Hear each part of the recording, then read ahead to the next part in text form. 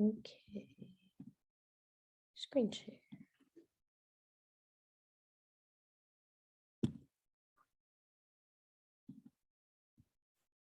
Okay. So we are going to. Okay. So this is my presentation. It is on, hopefully I don't butcher this, Kuski. So Kuski's life. He's an American artist and he was born in 1973 in Springfield, Missouri. It didn't give a lot of detail about his parents, but it seems that they got a divorce when he was very young and he lived with his dad at first. And then because his dad was an alcoholic, he then moved in with his mom in Wichita, Kansas.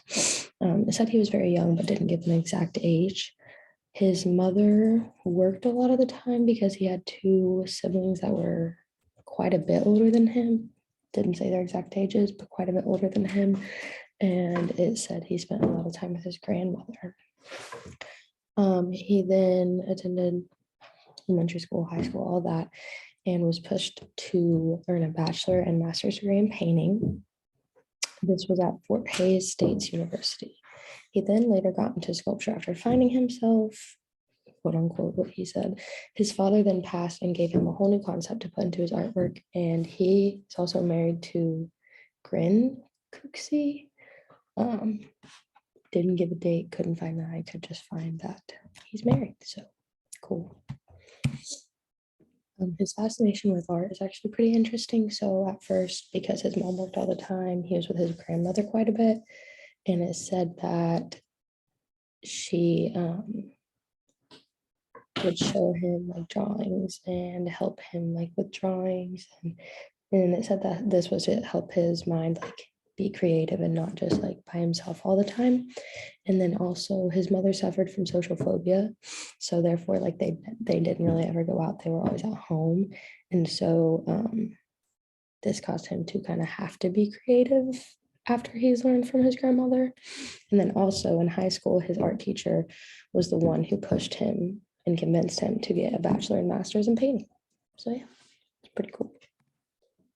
His movement from sculpture to painting to sculpture, I couldn't really find much on it, but it like all it said was that, and Kuski actually said this, that he had to find himself first. So what I gathered was that he found himself in a museum always going towards like the sculptures and never really the paintings. And so he was like, that he had to realize he was a builder. So yeah. So his father ended up passing, and it became clear his father's passing gave him big inspiration for his artwork, and it pushed him to take his career further. So like originally he was like an artist because he did have his degree, but at the same time he like said that he wasn't like very focused or other things like that, and it pushed him to be like, yes, I want to do this, I want to make a living off of it, all that fun stuff. It also gave him more inspiration to pull from. So a lot of it that it gave him was humanity struggles, and also he said new techniques. Didn't state really those techniques, but yeah.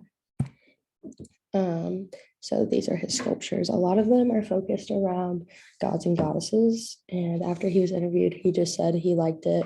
He liked this, distorting and rebuilding old culture and religion, because he said it's what humanity has always done. So interesting. So this is one, and its name is Venus Admiring Mars Gun. As you can see, he made this.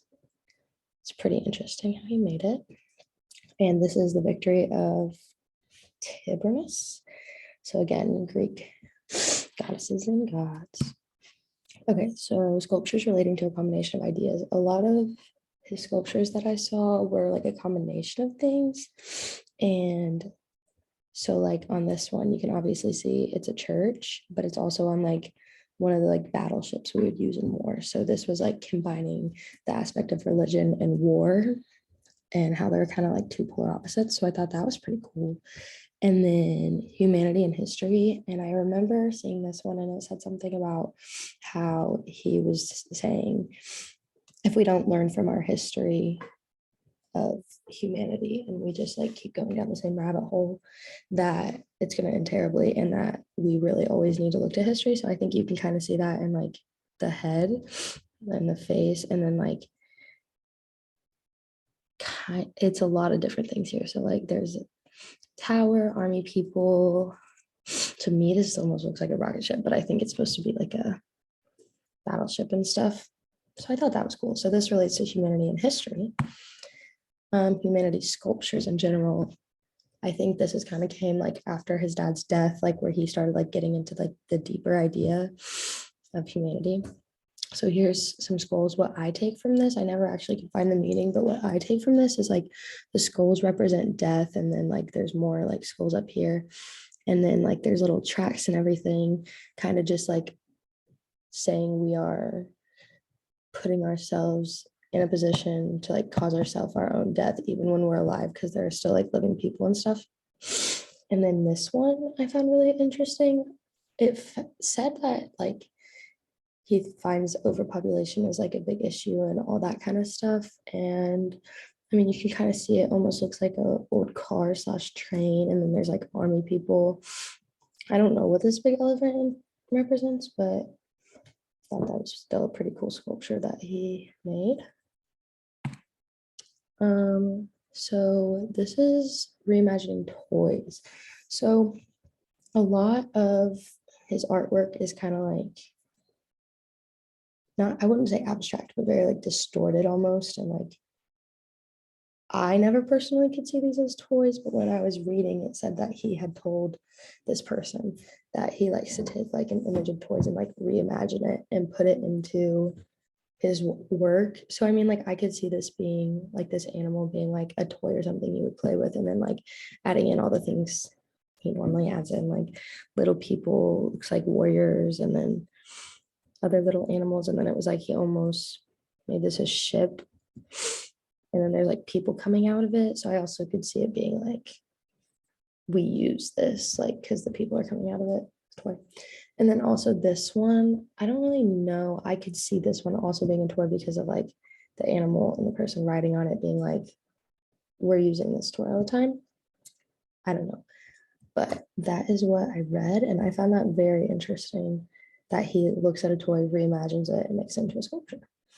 So interesting. And then this is my works cited. So yeah. Okay. Let's see.